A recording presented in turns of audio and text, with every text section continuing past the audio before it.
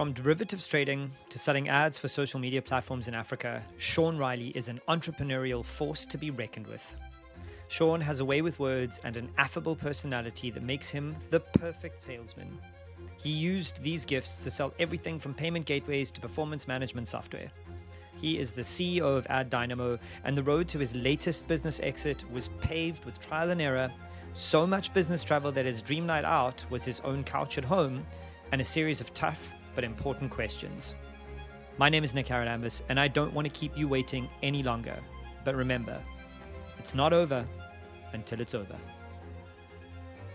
Sean, thank you so much for joining me. How are you today? Very good on yourself, Nick. Thanks for having me. Yeah, brilliant. I appreciate you coming on board. And you being on this podcast at this moment is an interesting time for your business, because your recent news is that you've successfully exited after many years of building. So let's kick off and tell people what you do, what business we're talking about, and like how you make money, like any high level information so we know what we're dealing with. Sure. So the business is Ad Dynamo. We're the largest digital media reseller across Africa. And yeah, we represent Twitter, Spotify, Snapchat, and Yahoo on the continent and generate all of their ad sales revenue. Okay. And how do you make money as a business? So we actually get paid by those platforms to represent them. So when an advertiser chooses to book Twitter media through Ad Dynamo, we don't apply a markup. What you see on Twitter's ads platform is exactly what we bill, and Twitter pays us a share of that ad spend to deliver services to the larger customers within Africa. And I would say that the goal of the relationship is to deliver service at the same standard that the likes of Twitter or Snap or Spotify would if they were in market. Okay, and it's interesting to me, and it's something I've actually always wanted to ask you. Why do these platforms come to you? Why don't they go direct and sell their ads directly? And why have they kind of safeguarded this African continent? I mean, we're both African entrepreneurs. I love it when people say Africa. But like, explain why this exists. Sure. So the model, the reseller model for a lot of these big platforms is prevalent not just in Africa, but in many markets.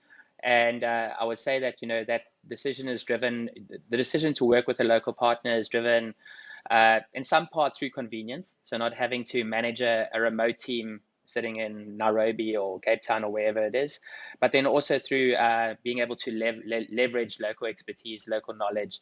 South Africans selling to South Africans or Nigerians selling to Nigerians is always going to be an easier model. And I would say that scale obviously dictates that as well. So, the US market is just so big that it makes sense for the likes of Twitter or Snap to run their own sales teams. Whereas, a market such as Africa is, pales in comparison, but still holds a lot of value for them. So the convenience of working with a third party who can hire on the ground, offer local expertise, generate some revenue for them, definitely plays a role in making that decision. Out of interest, we have seen many platforms actually unwind direct sales offices across Europe and many other markets as they started to actually realize that sometimes having a local reseller who has skin in the game can deliver better value. Okay, that's really interesting. And how long have you been building Ad Dynamo for? So we launched Ad Dynamo in 2009. And the business has changed in many ways, which we can talk through. But obviously, when we started, we began with proprietary technology and ambitions to be a global ad network. Okay. Okay, so 2009 you started, and then I imagine it evolved into securing all this ad inventory from these platforms. It wasn't like an idea you had, we're going to start this business and we're going to be the middleman between the market and the platforms. So then the business is growing, and I mean, it's now been a fairly long time that you've been building this business. So let's get into the meat of it. What is the near-death experience that you want to tell us about? Sure. So, we had built our proprietary ad network technology, and we found some success in South Africa, and we had achieved funding through the local VC firm in Venton, and so we in hindsight, probably very prematurely decided that it was time for global domination.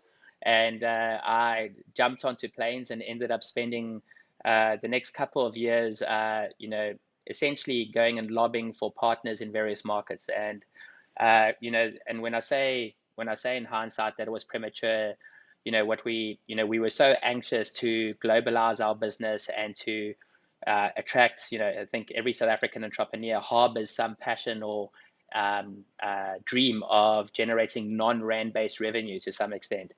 And but we were in a situation where I was having to go to Germany, to Brazil, to Spain, and essentially try to sell the dream of what Ad Dynamo's vision was.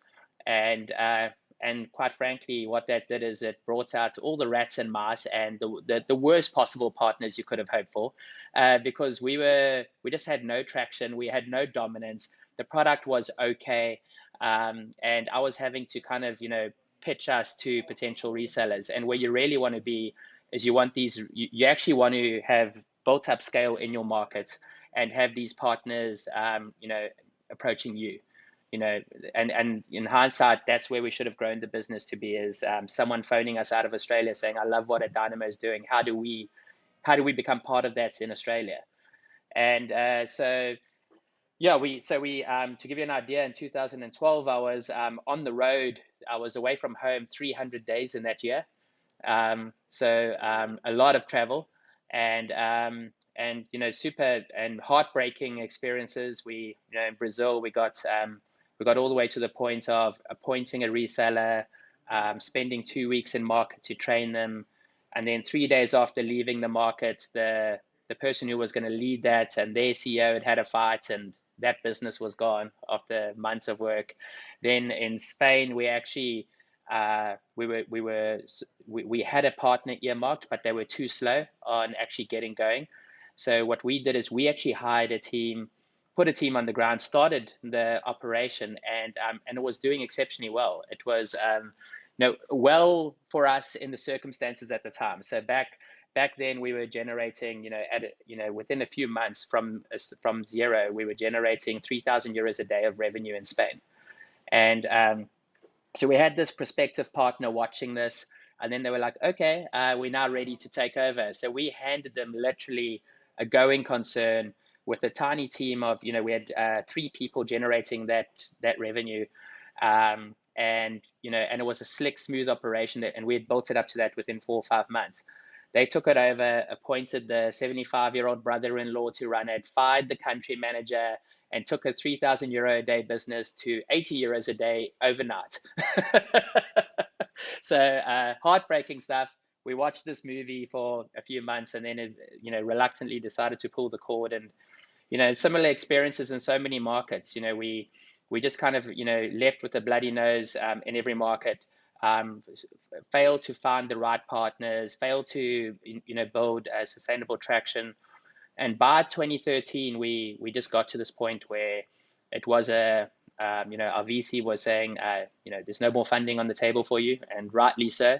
We had not really shown any real traction, so our moment was at our offices in Cape Town, walking in, and all of our shareholders were there, people that I'd never met before, and it was quite a scary moment where essentially had to meet them, and they sat down, read the Rights Act, and got given one last and final lifeline in December of 2013 to find a way. And we had mitigation plans in place. We were looking at potential retrenchment, which fortunately never happened. But any entrepreneur knows that it's not a pleasant thing to go through. And as a mentor once told me, that if you ever get to the point of thinking about retrenchment, you're almost too late already. So just not a pleasant thing to think of, like these people that have gone to war with us, that we might have to ask a few to leave. And and then of course the big moment for us was literally 1 month later winning the right to represent Twitter in Africa. And it was something that we narrowly missed. They were about to go with another partner. And we fortunately, what had actually happened is I'd had a call with one of their execs about 8 months earlier, asking about how we could set ourselves up to become the preferred sales partner in Africa. And she was a meticulous note keeper.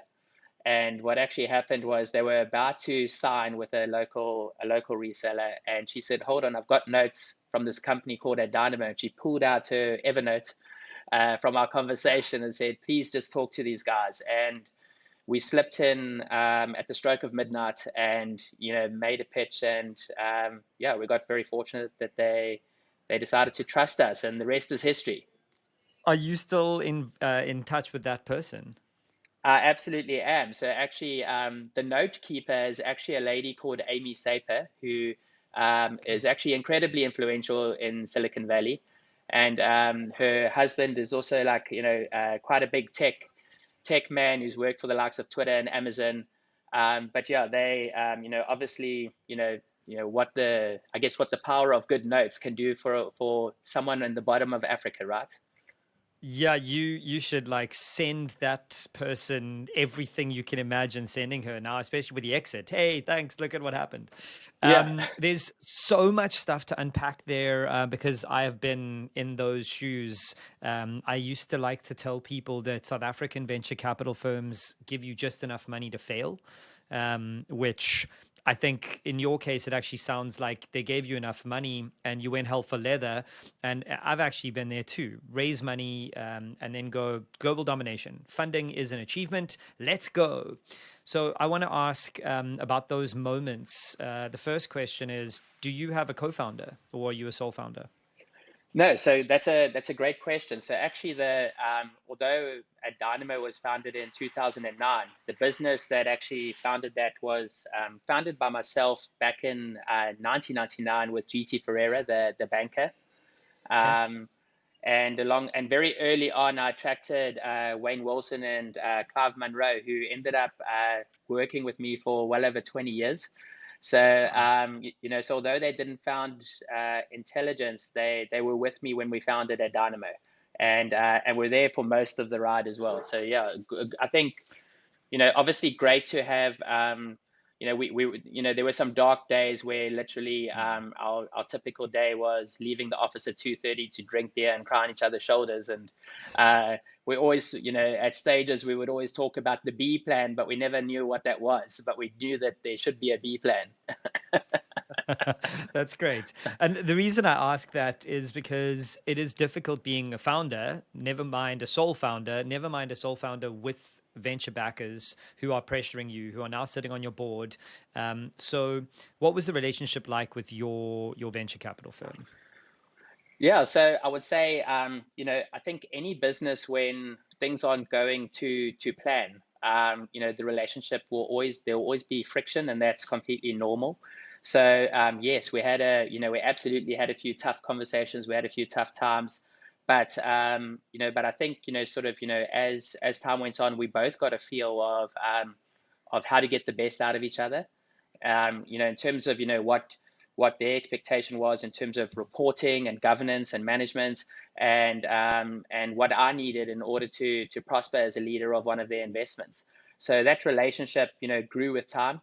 But absolutely, there are always these, there'll always be sort of, and I think Musk has been quite a big proponent of saying any business more than 4 years never has a perfect trajectory. It's never a perfect graph, and it's never without a few wobbles, a few corrections, because also the world around you is also changing. So you can't start with a plan and stick to that same plan for 20 years. There has to be some adaptation, and in our case, there was a lot. Yeah. And it sounds to me like you raised this money, and then the plan that InventFin bought into was global expansion. And at some point, the ship kind of moved towards Africa focus. Yes. When did that happen? So that was, in that 2013 period when so many of our partnerships were just not succeeding in various markets. So, the focus to Africa was driven by a few things. It was driven by poor partners that were, costing us more effort than the revenue that was being contributed. But it was also then, we were building good relationships with agencies and brands, but our story was incredibly, like it just there was no golden thread to our narrative. It was like, yeah, we this Cape Town based network with traffic in Brazil, in Spain, in Germany, and like there was just no logical thread to it. And when we actually got to the point where we said we are the guys you go to for Africa, if you want to reach an audience in Africa, this is our expertise.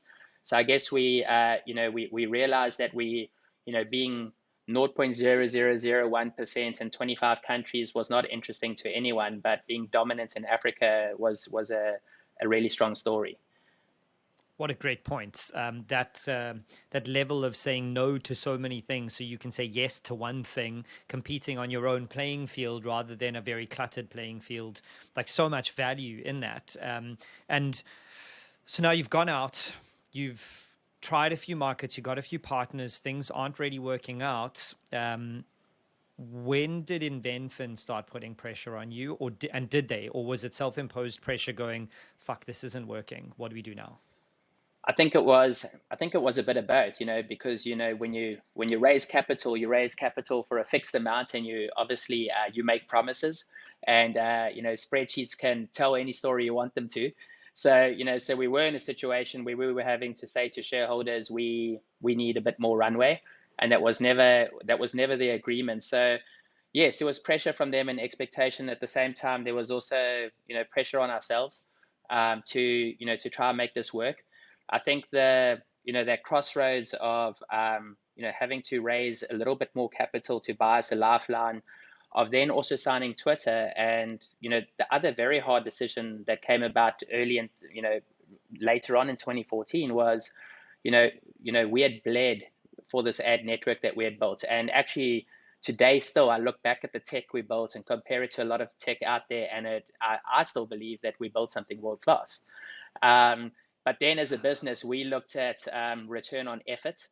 So walking into a room and saying, oh, yeah, we run an ad network that competes with Google, quite a tough gig than walking into a room and saying, we represent Twitter. So what also happened in the business is we had this dynamic that the best salespeople were actually selling our ad network because it was a much tougher sell. Because the Twitter team were kind of like almost fielding inbound orders from clients, and they weren't necessarily our strongest sales team. So we developed this them and us dynamic that if you weren't on the Twitter team, you were the B team, but it was actually the A team were actually the guys not selling Twitter because it was much harder. So then we got to the next really hard decision, and that was to switch off the ad network, which was, we had built so much scale. I don't know if you recall that we actually went as far as, we solved a massive challenge of paying bloggers and publishers across Africa on time. I do recall this. Yeah, we issued our own Visa card, which we posted to qualifying bloggers, and we would top them up with their money on the first day of each month.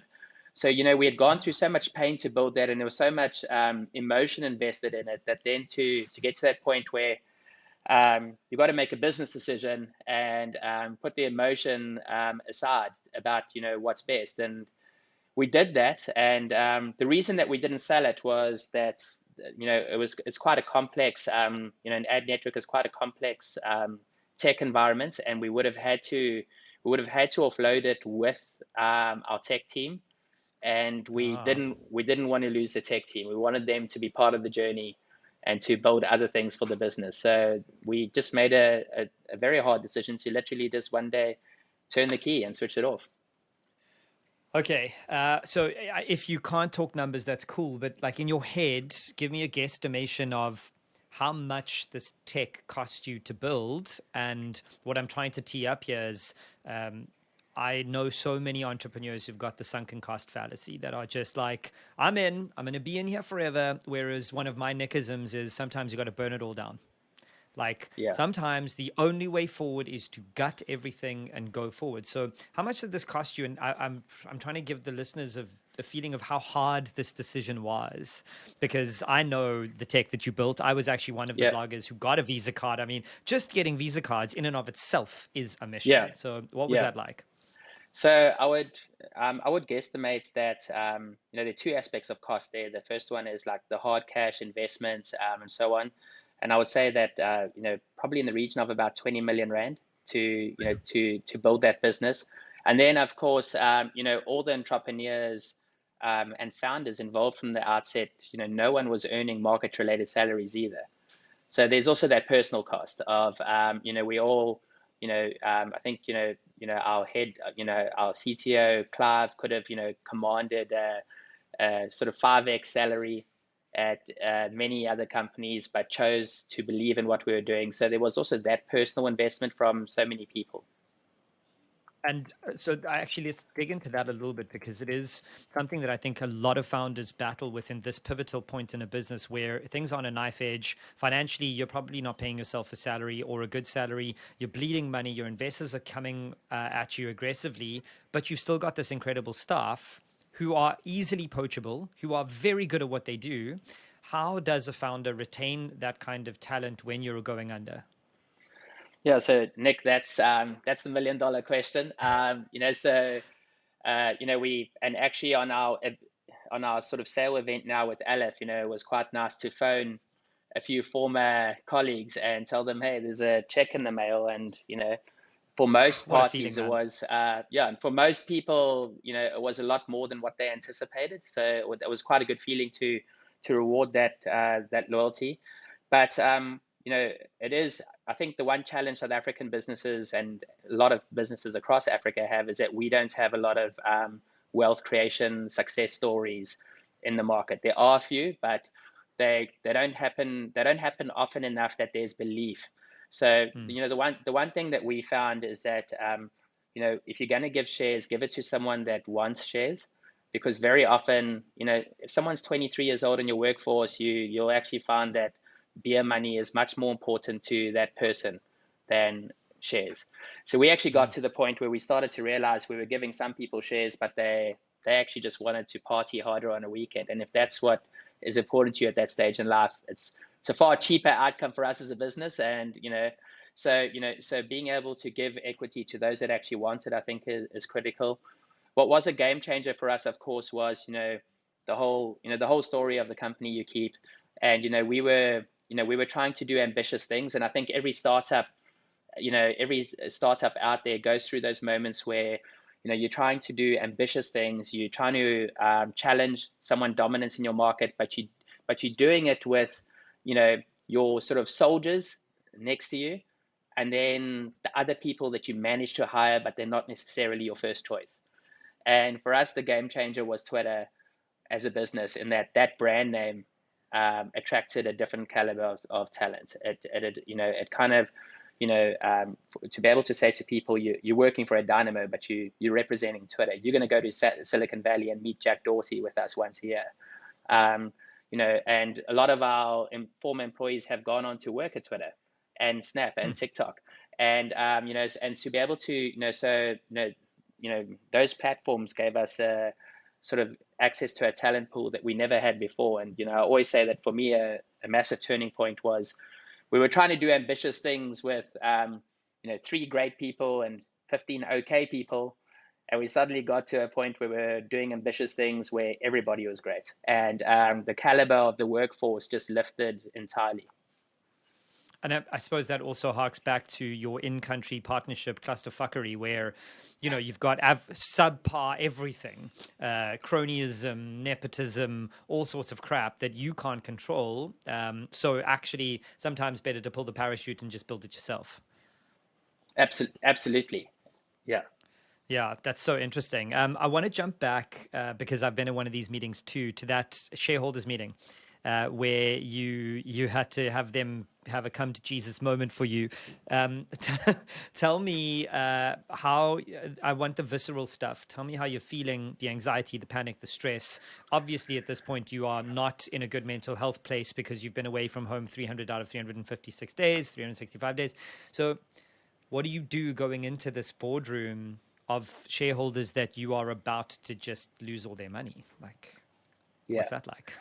Yeah, it's scary. It's you and obviously having been through that yourself, when human beings do it, I call it blue screening, the classic Windows, kind of, and with that kind of pressure, no one is ever their best self either. The world feels the walls are closing in. And you're also asking for a lifeline, and 90% of the people in the room making the decision about your lifeline still have no idea what your business does. um, Yeah. so that's also the tricky bit, in that there's I would say that scenario actually brings a lot more. You feel like it's a lot more about, do they like you, and do they trust you, and the human part suddenly matters so much more, because they're not equipped to say, we really believe in their Dynamo ad network. They have to take you on face value with what you say. And I think that it can be, and it is an incredibly personal business, and anyone says it's not. All the great VCs, they're investing in the humans behind it, and the idea comes second. And yeah, I think you feel that no more so than when you're begging for a bit of survival. Yeah, and I suppose that speaks directly to how founders conduct themselves throughout the journey. Because if you go into a shareholders meeting where you are literally begging for survival, you best have acted in the best of intentions and have integrity for the last 5 years, and then you can hit up your VCs for a little bit more. But if you've constantly been lying, backstabbing, cheating, talking crap, then they're going to be like, well, listen, you're one of the 20 we know is going to go down. We're just going to let you sink. Absolutely. It's yeah, I think, like, you know, you, and most VCs will impose a level of governance on investee companies that they are not used to. Yeah. And I'll say that is, like, probably one of my big frustrations, in the early days, was that we've always been, no startup is ever going to have quite the level of governance or controls that a VC would like to see. And I think that there's a middle ground that both parties have to reach. But I would say that probably my frustration is that we always had this this excessive focus on costs within the business. And we've just never been a company that overspends. We've always been, we might miss the budget, but it's usually because we didn't sell enough. It's not because we spent too much. And our CFO actually, has used the line many times on me, where, she's actually said to us, you can't save yourself successful. And but when times are tight, you sometimes do fall into that trap. And yes, absolutely. I mean, you and I have both seen some companies out there that are busy faltering, but they still have full-time baristas on hand. And so absolutely, uh, there's always a situation where, yes, costs need to be controlled. But I think that, if you start getting to the point where you think that 5,000 rand could make or break the company, then it's probably already too late. Yeah, absolutely. And I mean, the point that you're making is such an important one for emerging market entrepreneurs, I think, more so than developed markets, mainly because access to capital and access to income in emerging markets is much more difficult to come by. So we default to the scarcity way of thinking. And I think it's this new idea, very not new, but popular idea now of scarcity versus abundance, actually sums up what we're talking about really well. It's not scarce thinking to not have a barista, but it is abundant thinking to spend money on growth.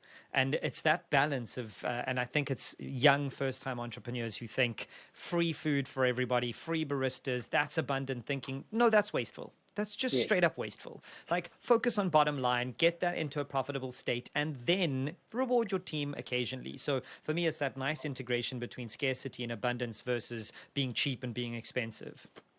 I agree. And being, running a building and running a sustainable business that is there in 10 years is the most responsible thing you can do for your employees. Giving your team free lunches on Fridays and free drinks at month end is great, but actually, so many startups, get all of that right, but then don't manage to build something sustainable and viable long term, and that is the most irresponsible thing you can do for your workforce. So yeah, sometimes not doing the popular thing and doing the thing that's sustainable and building long-term value is, people might not see it at the time, but they will see it later. I love that. And I'm telling you right now, I'm going to steal that phrase that building and running a sustainable business is more responsible for your team than just about anything else. I love that. So I want to ask you about your role as CEO and founder now. So raising money is a full-time job, which you did successfully with Invenfin, and then you go on the road. And going on the road is working in your business, not on your business. So Yeah. how much of that period would have been easier if you were the one working on the business and not in the business? And then the follow-up, which I'll remind you of, is when did the flip happen? Because Sean, as the CEO who works on the business, that kicks in, and then you're like, oh, well, now I can delegate and all of that. But when you are on the road 300 days a year, you're not working on your business. No, no, quite right. So, yeah, I think it's, I think in the early days, every founder member has to wear many hats, and you'll be scrubbing a few numbers for month end one day and making a sales deck the next day, and that's I think that's very normal and very necessary. And obviously, as businesses evolve, you start to need more specialists than generalists. But I would actually say so I have a very clear watershed moment. And Stuart Gust, who you know from Invenfin, shared a website with me many, many years ago, probably about 6 or 7 years ago, 10xe, local growth consultants. And they spend a lot of time looking at the difference between scale ups and startups. And there were so many things that it was like holding up a mirror. It was like, seeing all the things that were necessary, but actually, if they were continued to be necessary, we would never scale. And the key one really being, the key one being that it's very normal for the founder to be heavily involved in sales in the beginning, but if you can't find a point where you can start to scale your sales without you having to be in the room, then it doesn't mean you won't have a great business. It just means that you're probably not going to achieve 10x growth. And and so that for me was a absolute watershed moment. And then of course, what allows you to do that as a founder, and what allows you to do that is to hire exceptionally well, hire better. So getting better at hiring, and then also getting a lot better at transferring and nurturing skills. So getting better at actually being a leader and not being a doer. And I would say that the on the leadership thing, the one thing that you know probably for me, like a key characteristic of what success looks like there, are the leaders that lead by showing, and not the leaders that lead by essentially telling. And at Dynamo, I've glossed it up for you. We're the biggest sales business in Africa, but really we're just a sales business. We're a bunch of salespeople, and we believe that we sell quite well. And sales is such a human business that if you're a leader and you're not like in the room watching how one of your people are presenting to a client, and representing Twitter, and representing a Dynamo, and representing Aleph, you've lost a massive opportunity to develop that individual. And so I'd say that for me is like always a moment that for me has stood out as being a moment where I realized I can't sustain this. It's going to break me. I can't be on the road this often. And I'm going to add one more thing to that as well, is that, as you all know too, business travel can be very glamorized. And eventually, when you have no routine and you're out of time zones, and you're having to, sometimes it's nice to entertain, and sometimes you build friends with your clients, but not with everyone. Sometimes, when I get home from a business trip, the ultimate luxury is to lie on the sofa and watch TV in your own space, because it's something you don't get to do on the road. And I think a lot of people, take it for granted. And something that I've always been cognizant of since was that the same for my team, that when someone goes to Lagos for 2 weeks, or when someone, is on a business trip, it's not all glamour, and it can actually be quite lonely. And, I often yearned for more of my peers and friends to actually connect more with me when I was not in the office, to make my life a little easier. And that's something that I've tried to be better at with my own team, as they kind of like, go on those exotic business trips that are not always all they're cracked up to be. Yeah, it feels like a reward, but actually you're working and you're alone and you're doing this hard grind. And just to connect some dots here that I think are really interesting, that we miss these small things that actually make such a big difference. Ad Dynamo is struggling, struggling, struggling, and then you get Twitter. And Twitter not only brings you revenue, but also brings you this brand, like you mentioned, that helps you hire better people, which in the medium term helps Sean back away from sales because now you can Yeah. hire the best people because you've got this one stalwart client that is just killing everything. So it's amazing how these dots connect, even when you can't see them. Like looking back on it, Twitter was this watershed thing that got you the team you needed to free up Sean's time to do the key work on your business to expand even further. And it all happened a month after you almost died. Like, 100%. Yeah. that's astounding. I mean, they always say it's always darkest before the dawn. And in almost every conversation I've had in this show so far, that's been exactly the case. Like, Yeah. you're just about to die, but you survive to thrive. Quite right. And I also think that as you say, it was like a month could have changed our world completely if it hadn't played out like that. But I think we were also especially lucky that it was Twitter, because Twitter, in terms of their internal maturity around sales, and Mm. and the science of sales and the science of forecasting, we learned so much and continue to learn so much from them in particular as a partner. Yeah, they were also. I mean, they're popular globally, but in Africa, Twitter is quite the punchy, prominent social network that people joined early on. I mean, I think I've been on Twitter for like 12 or 13 years. It's crazy. It Fantastic. hit and expanded like nuts. Yeah. I want to talk now about those 300 days away from home. Um, like more specifically, I want to talk about the mental and physical impacts on you and your relationships. So, like, I know we do what we have to do, right? I get that. Like, this is what you've chosen to spend your time on, but that doesn't mean it's easy or fun. So, how are you physically, mentally at this point? And do you have a relationship that you can sustain? Yeah, so the answer is no. You don't have a relationship you can sustain. Yeah. It's just not possible. Something's got to give. It's not normal. Mm. Physically, I'd actually chosen to enter myself to run the New York Marathon at the end of 2012, and I Because you was hate like, your life. I mean, like, what were Yeah, you thinking? yeah. And I remember sort of, 4 months before not being able to run 3 kilometers. So I was a bit concerned, but I kind of put discipline in place to at the very least do one run every Sunday, and that run and train when I could in the week. But I was, whether it was Madrid or Berlin or wherever, I try to get a little bit of running in, but I slowly slowly but surely sort of drag myself into sort of marathon shape. But I do remember um, on the morning of the marathon in New York, I've got a photo somewhere of myself in my prime, thinking this is me on marathon day, and I've got a photo in my sort of tight orange shirts, and I've got like a real boop. Um, and like, I'm not the spitting image of a man in his physical prime, and realized like, wow, this I tried my best, but yeah, it didn't quite go according to plan. And a lot of that travel was entertainment.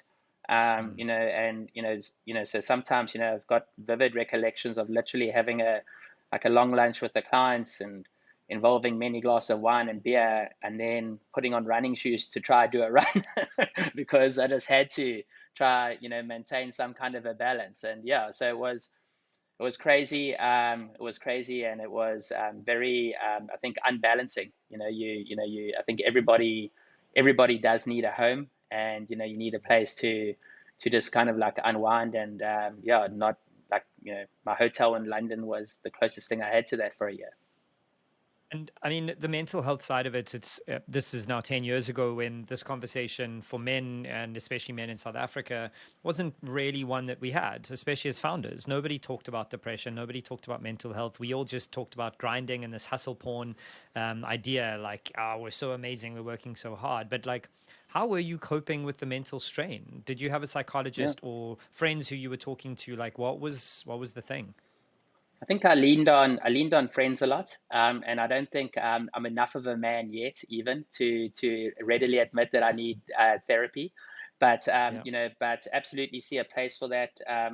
For me, like one of the biggest sort of lifestyle changes that I made, that was a positive, was that I realized, one of the challenges about being on the road, being ambitious, wanting to get shit done, was that you fall into the trap of you never stop working. So you're always busy, but you're actually not really achieving anything. And I found myself sitting at hotel bars, um, answering emails on my phone, looking at financial reports on my phone, drinking, and never like making space for myself.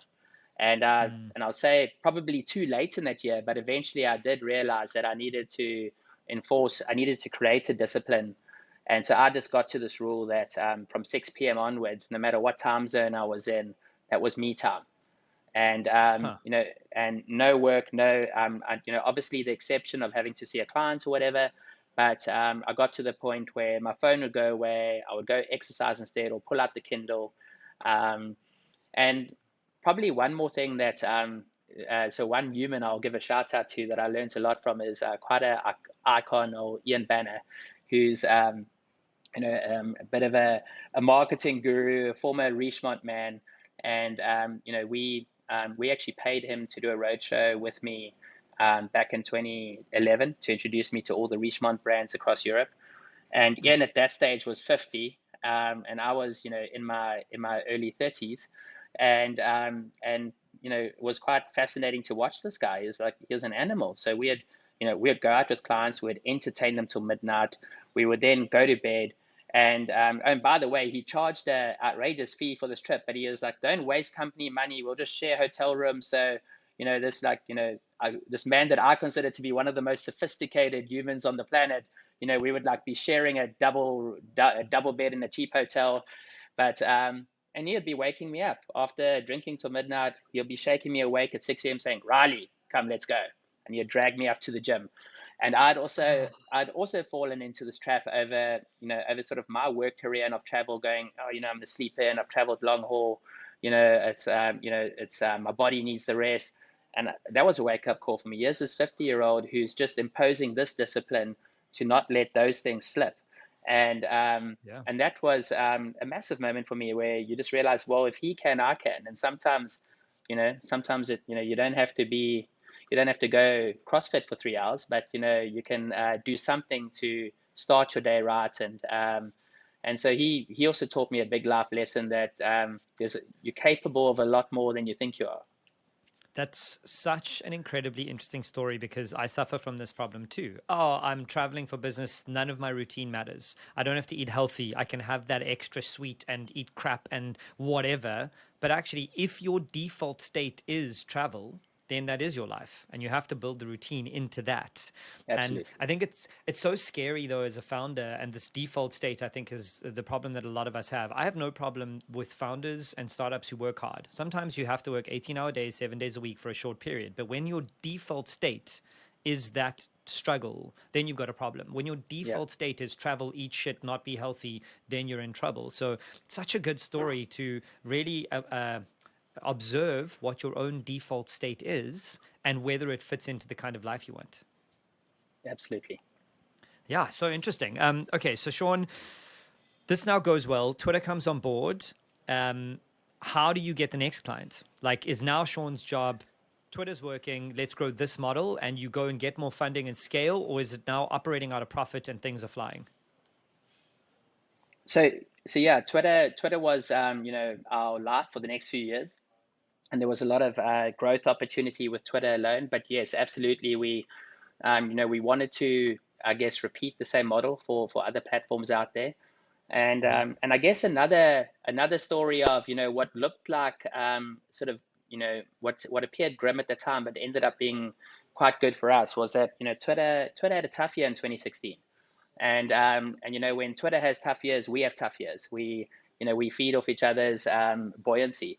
And we in 2016 we saw a lot of our friends and senior people that we had built connections with within Twitter leave and move on. And that was tough to see, and it was quite sudden as well. And then what we saw, though, 6, 7, 8 months later, was that Twitter was okay. Twitter kind of, did really well at figuring out what they're really good at and focusing on that. So Twitter was in a better place. But then as a result, we also suddenly had friends scattered across Silicon Valley. And we suddenly had, um, Spotify phoning us and Snapchat phoning us. And, so that was what seems like, again, another lesson of, what appears to be disastrous at the time can very often play into something, that's actually really good. I mean, again, so many insights here. The phrase that I wrote down as you were talking is sometimes doing good work for a long period of time is a form of sales. Because if you wait long enough and those people move on and move up, they'll take you with them if you've Yes. done a good job. Yes. Oh Yeah. man, such great little nuggets here, Sean.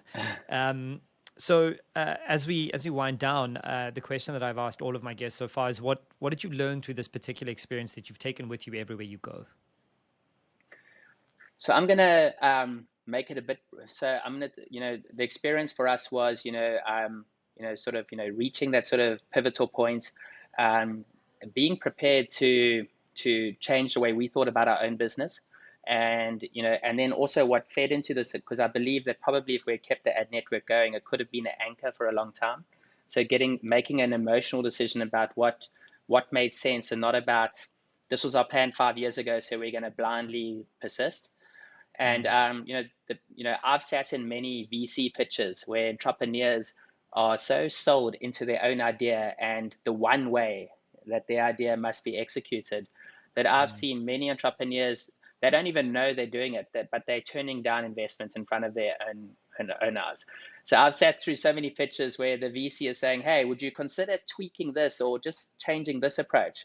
And the person sitting there going, "No, this is the one way, and I will not change. This is," and you're sitting there going, "Dude, like, this person's ready to invest, and if you could, like, put a little bit of the emotion aside, and bring 80% of your dream to life rather than 0%, you have an opportunity." And I would mhm. say that being able to sometimes separate yourself from the emotion and what feels right, and step back and make a sort of a better decision, and I guess to realize that very often, when a VC or someone is suggesting someone, they are typically wanting success as well.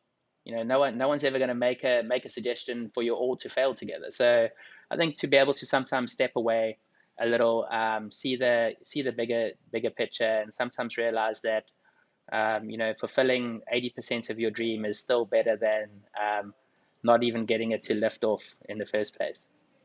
Yeah, absolutely. Another one of my nickisms is strong opinions loosely held. Like, it's Yeah, okay to have a strong opinion, but if the facts change or another option is presented to you, maybe consider it because you don't know everything. Like, it's perfectly acceptable to admit that as a founder. right. And now, how is your personal life changed since you found stability? I mean, we all, as founders, know how this goes. When the business does well, I feel like a star. When the business does shit, I feel like a failure.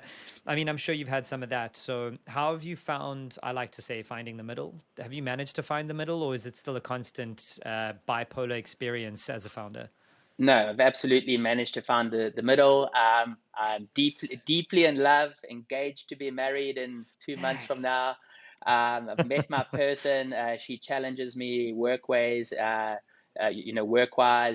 physically, with sports, and so I'm in a great place. And I would say that the balance has absolutely been found at last, but it took a long time. And Yeah. yeah, it's been a long journey. I feel like I do feel like I need a bit of a holiday at Yeah. some point, to just kind of like, think about it all, and take a breath. But in a very happy place, Nick. Thank you.